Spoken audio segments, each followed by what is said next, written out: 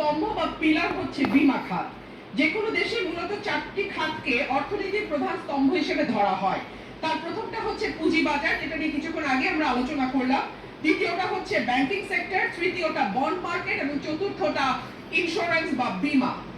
বাংলাদেশের বীমা খাত নিয়ে যদি নির্মোহভাবে আমরা আলোচনা করি, তাহলে বীমা খাতের অবস্থা বলতে হয় খুব বেশি ভালো নয়। অন্যান্য দেশে বা উন্নত দেশের অর্থনীতিতে জিডিপিতে বীমা খাতের অবদান যেখানে 8 থেকে 10%, বাংলাদেশে সেখানে মাত্র 0.4%। জিডিপিতে বীমা খাতের যে অবদান, এটা শুধু পরিসংখ্যান দিয়ে বোঝানো কোনোভাবেই সম্ভব নয়, এটা গ্রহণযোগ্যও নয়।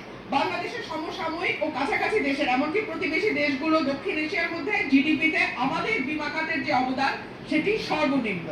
তবে এখানে একটা গুরুত্বপূর্ণ পার্থক্য আছে। ভারতের মতো একটা দেশে বীমার যে ইন্ডাস্ট্রি, সেখানে কোম্পানির সংখ্যা আমাদের চেয়ে কম, অথচ আমাদের এই ছোট্ট দেশে 82টা ইন্স্যুরেন্স কোম্পানি কাজ করছে।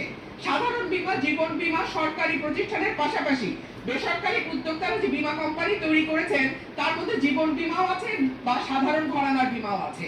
কিন্তু এত বেশি সংখ্যক কোম্পানি থাকার পরেও আমাদের দেশে জিডিপিতে বীমা খাতের অবদান এত কম, যেটা কোনোভাবেই গ্রহণযোগ্য নয়। এখানে হতে পারে যে এত বেশি সংখ্যক কোম্পানি হয়তো সেগমেন্টেড কাস্টমারদের নিশ মার্কেটিং করছে। যদি আমরা বলি, হয়তো তারা সুনির্দিষ্টভাবে বাছাই করা কিছু কাস্টমার বা বিজনেসের উপরে নির্ভর করে তাদের ব্যবসা পরিচালনা করছে। এদেশের আপামর সাধারণ মানুষকে বীমা শিল্পের আওতায় নিয়ে আসতে হলে প্রয়োজন একটি সেবা যা ঝুঁকি ভালো ব্যবস্থাপনা করে। ফলে এই ঝুঁকি ব্যবস্থাপনার জন্য সর্বোত্তম বা সর্বোচ্চ ব্যবস্থাপনাকারী প্রতিষ্ঠান হচ্ছে এই বীমা কোম্পানিগুলো। কিন্তু অনেক সময় দক্ষতার অভাব এবং সৎ মানুষের হাত। ধন্যবাদ মাননীয় সদস্য।